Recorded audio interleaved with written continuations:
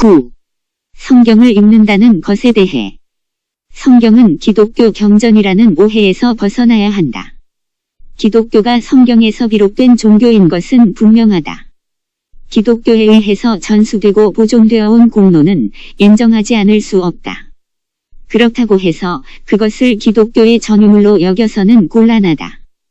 그러한 오해로부터 속히 벗어나야 한다. 성경이 기독교의 전유물로 있는 한 기독교에서 전하고 있는 신학의 시각으로 성경을 읽으려는 것을 반복하게 된다.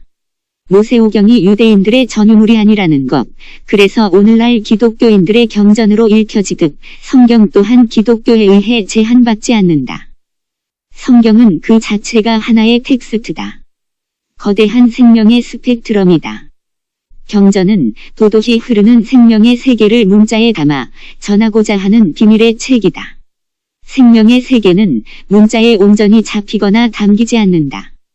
따라서 문자는 문자 너머의 의미를 담게 마련이다. 그러므로 문자에 의해 그려진 경전의 각종 표현은 비유일 수밖에 없다. 이 같은 사실을 인지한다면 문자에 사로잡혀 표현의 이면을 간과하고 그 표현 자체에 집착하는 일이 얼마나 큰 어리석음인가를 알 수 있다. 문자에 잡히면 지식이 탄생하고 도그마가 형성되며 형성된 교리에 스스로 갇히게 된다. 자신을 위한 많은 지식을 찾고 또 소유한다.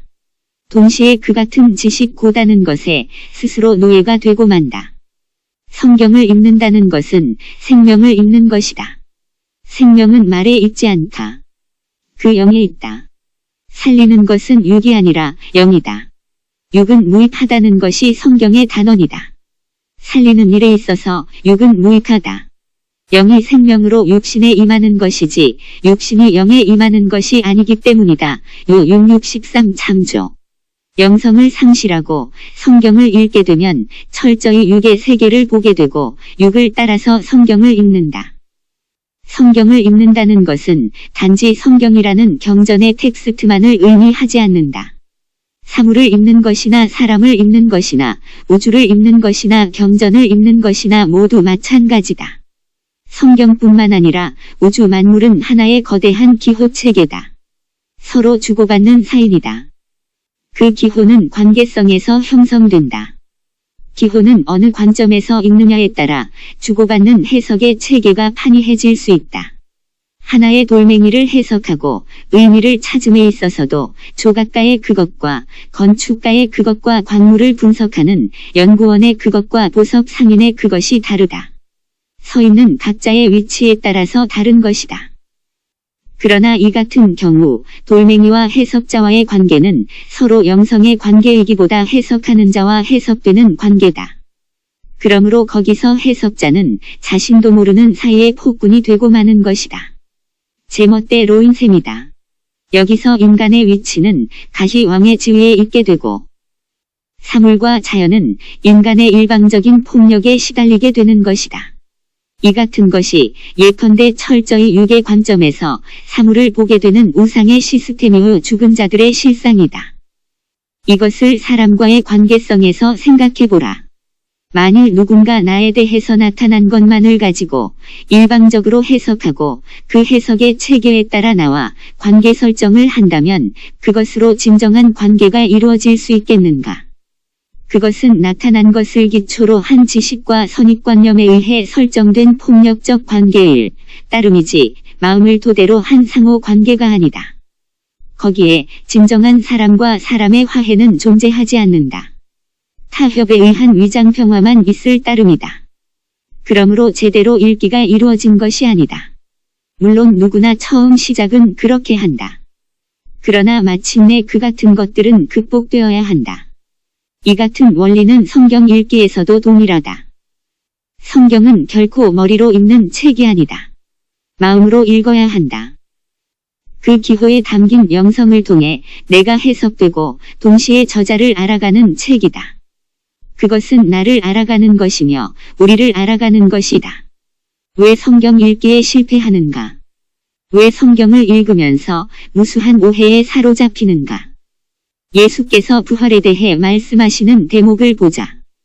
죽은 자이 살아난다는 것을 의논할진대 너희가 모세의 책 중 가시나무 떨기에 관한 글에 하나님께서 모세에게 이르시되 나는 아브라함의 하나님이여 이삭의 하나님이여 야곱의 하나님이로라 하신 말씀을 읽어보지 못하였느냐. 하나님은 죽은 자의 하나님이 아니오 산자의 하나님이시라. 너희가 크게 오해하였도다 하시니라. 막 12, 16, 27. 성경을 읽으면서 무수한 오해를 하는 것이 어제 오늘 이야기겠는가. 많은 내가 서 있는 나의 자리에서 성경을 읽기 때문에 끝없는 오해가 발생하는 것이다. 이 같은 이들에 대해 성경은 죽은 자라고 한다. 물론 당분간 스스로의 자리를 털고 일어설 수는 없다. 자신의 자리에서 성경 읽기를 시작하게 될 것이다. 그것이 우리가 처해 있는 어쩔 수 없는 한계다.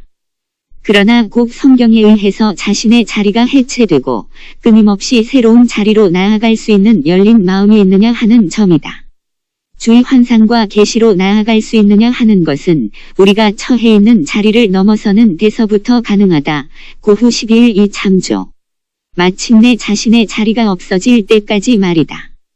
그럴 적에 영성의 정점에 이르게 될 터이고 아마도 성경을 제대로 읽고 성경에 의해 자신이 제대로 읽혀지는 때에 이르게 될 것이다. 여기서 단지 성서만을 한정해서 하는 말이 아니다. 성경은 기록된 성경만이 성경이 아니기 때문이다. 온 우주에 충만한 그 영성을 읽어내는 보이지 않는 모든 경전까지를 함의한다. 읽는 것을 깨닫느냐. 많은 사람이 성경을 읽는다. 읽히지 않는 베스트셀러라는 말이 있지만 그럼에도 성경을 열심히 읽는 이들이 한둘인가. 문제는 도대체 성경에서 무엇을 읽고 있느냐이며 읽는 것을 어떻게 깨닫느냐 하는 점이다. 성경 기록자들도 이에 대해 곳곳에서 문제를 제기한다. 빌립이 달려가서 선지자 이사야의 글 읽는 것을 듣고 말하되 읽는 것을 깨닫느뇨 대답하되 지도하는 사람이 없으니 어찌 깨달을 수 있느뇨 하고 빌립을 청하여 병거에 올라 같이 앉으라 하니라. 읽는 성경 구절은 이것이니 일러스되 행 8:39 계시로 내게 비밀을 알게 하신 것은 내가 이미 대강 기록함과 같으니 이것을 읽으면 그리스도의 비밀을 내가 깨달은 것을 너희가 알 수 있으리라. 3:34. 이 편지를 너희에게서 읽은 후에 라오디게아인의 교회에서도 읽게 하고 또 라오디게아로서 오는 편지를 너희도 읽으라. 골 46. 이 예언의 말씀을 읽는 자와 듣는 자들과 그 가운데 기록한 것을 지키는 자들이 복이 있나니 때가 가까움이라. 개 1:3. 성경을 읽는다는 것은 단지 거기 기록된 문자를 자주 반복하여 읽음을 의미하는 것이 결코 아니다. 글 읽는 것을 깨닫지 못하면 비록 읽는다 해도 소경일 따름이다. 읽는다는 것은 위의 것을 깨닫는 것 아나기노스코의 다름 아니다. 위의 것을 깨닫지 못할 때 수많은 오해를 낳는다. 어떤 율법사가 일어나 예수를 시험하여 가로되 선생님 내가 무엇을 하여야 영생을 얻으리이까. 예수께서 이르시되 율법에 무엇이라 기록되었으며 내가 어떻게 읽느냐 대답하여 가로되 내 마음을 다하며 목숨을 다하며 힘을 다하며 뜻을 다하여 주 너의 하나님을 사랑하고 또한 내 이웃을 내 몸과 같이 사랑하라 하였나이다. 룩 12:15-27. 율법사는 열심히 성경을 읽고 또 가르치는 사람이다. 율법의 핵심에 대해서도 너무나 잘 안다. 그런데 무엇이 문제라는 말인가? 그것을 머리로만 알고 있다는 것에 있었다. 삶은 머리가 아니기 때문이다. 내 마음을 다하며 목숨을 다하며 힘을 다하며 뜻을 다하여 주 너희 하나님을 사랑하고 또한 내 이웃을 내 몸과 같이 사랑하라는 말씀이 바로 그 입에서 나온다. 문제는 하나님을 사랑하고 내 이웃을 내 몸과 같이 사랑하라고 기록되어 있는 말씀을 어떻게 읽느냐가 관건이다. 그대는 어떻게 읽고 있는가? 율법사의 읽기를 수정해주고 있는 것이 유명한 선한 사마리아인의 비유다. 읽는 것이 중요한 것이 아니라 어떻게 읽느냐가 중요하다. 아나기노스코? 하지 않고 단지 기록된 바를 열심히 읽어대고 그 문자의 의미에만 집착한다면 그것은 성경을 읽은 것이 아니다. 단지 종교 생활을 하는 것일 따름이다. 무슨 책이든 마찬가지이지만 경전은 그것을 가슴으로, 마음으로 읽지 못하면 제대로 읽혀지지 않는다. 분석 능력과 이성의 이해력만을 가지고 읽는다면 결코 기록된 글의 마음을 볼 수 없다. 글은 마음을 나타내는 글 쓴 이의 얼굴이다. 경전은 인생들의 지혜서이거나 훈육서가 아니다. 이해법, 곧 마음의 깊은 곳에 대한 기록이다. 하나님이 계신 하늘 이야기를 담고 있는 것이 인생의 지혜로 헤아려 읽혀지는 것이겠는가. 선한 사마리 아인의 비유라고 알려져 있는 본문을 천천히 읽어보시라. 예수께서 무엇을 교정해주고 계시는가. 성경은 나를 증거하는 책. 너희가 성경에서 영생을 얻는 줄 생각하고 성경을 상고하거니와의 성경이 곧 내게 대하여 증거하는 것이로다. 요 5:39. 여기서의 나는 물론 예수 그리스도를 일컫지만 그 예수 그리스도는 아브라함 때에도 있었고 예수 시대에도 있었고 오늘도 그대 안에 참 하나님으로 계신 그대의 참된 존재의 나다. 성경은 바로 나에 대하여 증거하는 책이다. 결국 그 나에게 나아가는 것이 영생이다. 우리가 끊임없이 삶의 한가운데서 몸부림을 하는 것도 결국 잃어버린 스스로에게 소외된 자기를 발견해 나가고자 함이다. 다만 사람들이 모르고 있을 따름이다. 성경은 또한 그 나에 대한 기록이여 증거다.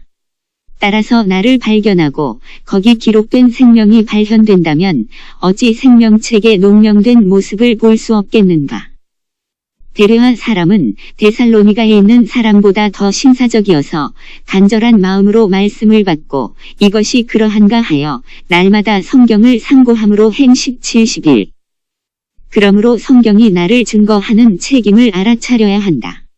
성경을 다독한다 해도 예수 그리스도의 전기나 역사 이야기 그리고 자신도 모르는 사이에 스스로 설정한 우상으로 그리스도를 읽고 있다면 성서를 제대로 읽는 것이 아니다.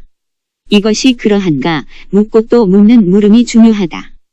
수건을 벗어야 한다는 것. 수건이란 무엇을 말하는 것일까? 그러나 저희 마음이 완고하여 오늘까지라도 구약을 읽을 때에 그 수건이 오히려 벗어지지 아니하고 있으니 그 수건은 그리스도 안에서 없어질 것이라.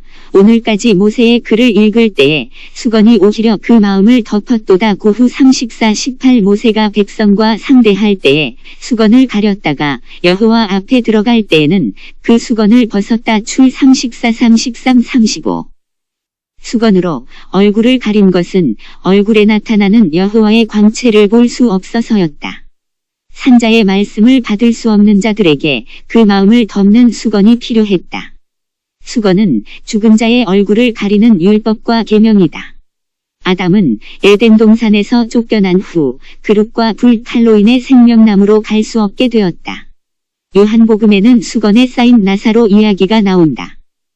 이 말씀을 하시고 큰 소리로 나사로야 나오라 부르시니 죽은 자가 수족을 배로 동인 채 나오는데 그 얼굴은 수건으로 쌓였더라. 예수께서 가라사대 풀어놓아 다니게 하라 하시니라. 요 11:43-44 죽은 자의 수족은 배로 동여 있고 그 얼굴은 수건으로 쌓여 있었다.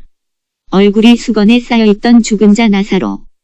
그런데 죽은 나사로는 예수 앞에서 살아났고 수건이 벗겨졌다. 수건을 풀어놓아야 비로소 생명의 세계를 볼 수 있다. 수건에 대해 좀 더 심층적으로 말해보자.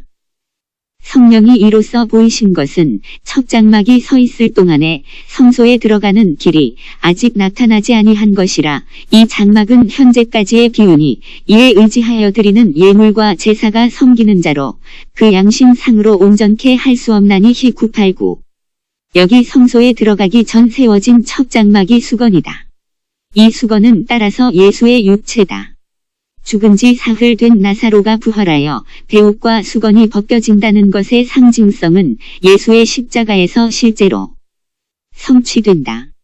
이는 예수와 함께 그 육체를 십자가에 못 박기 전에는 수건을 풀어놓을 수 없다는 얘기다.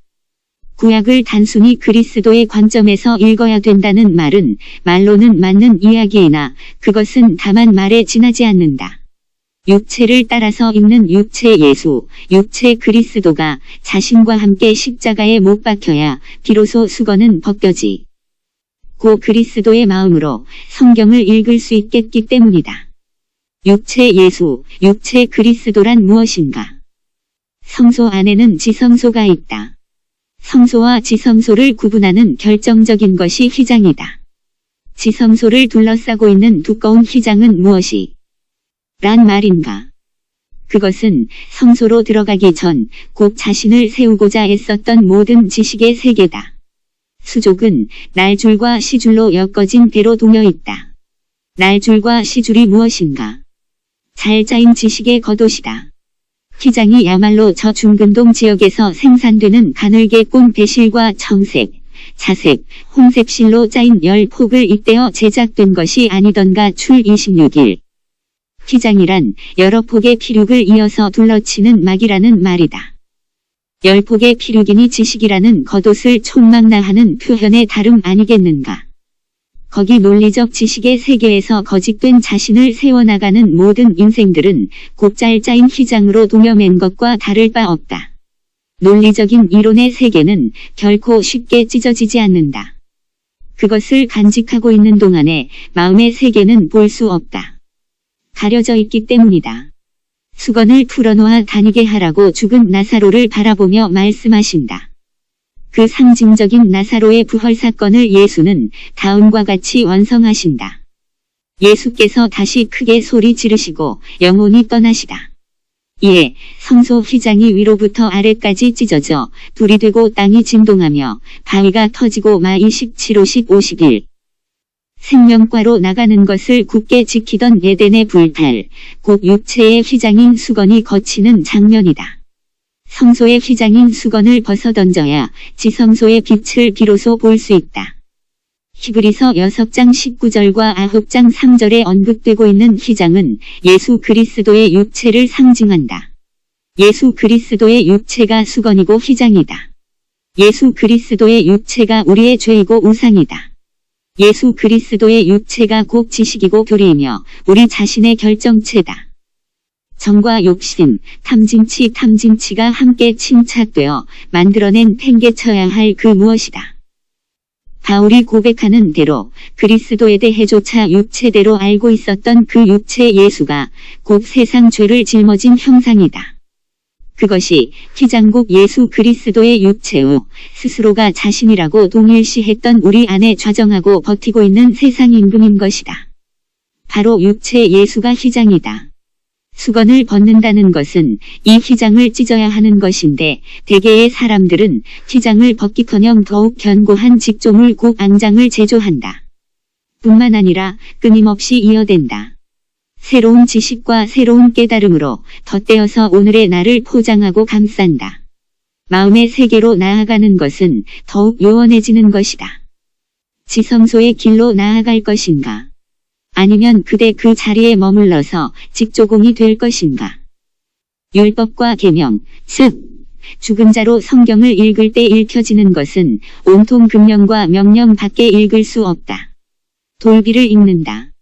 성경은 죽은 자로 읽는 것이 아니라 산자의 눈으로 성경을 읽어야 한다. 절대 자유자의 영으로 성경을 읽을 때 비로소 성경을 제대로 읽어낼 수 있다. 그리고 성경은 읽혀진다. 주는 영이시니 주의 영이 계신 곳에는 자유함이 있느니라. 우리가 다 수건을 벗은 얼굴로 거울을 보는 것 같이 주의 영광을 보매 저와 같은 형상으로 하하여 영광으로 영광에 이르니 곧 주의 영으로 말미암음이니라. 고후 37, 18 그리스도께서 우리로 자유케 하려고 자유를 주셨으니 그러므로 국색에 서서 다시는 종의 멍에를 매지 말라. 갈 5일 요 8, 32 롬 85 참조. 성경은 영으로 읽어야 한다. 죽은 자란 육으로 난 자다. 육으로 난 자는 모든 것이 육이다. 영의 사람은 속된 말도 거룩하게 만드는데 육의 사람은 거룩한 말도 속되게 만드는 기술자다. 영으로 써야 할 말을 육으로 사용하는 전문가들이 죽은 자들이다.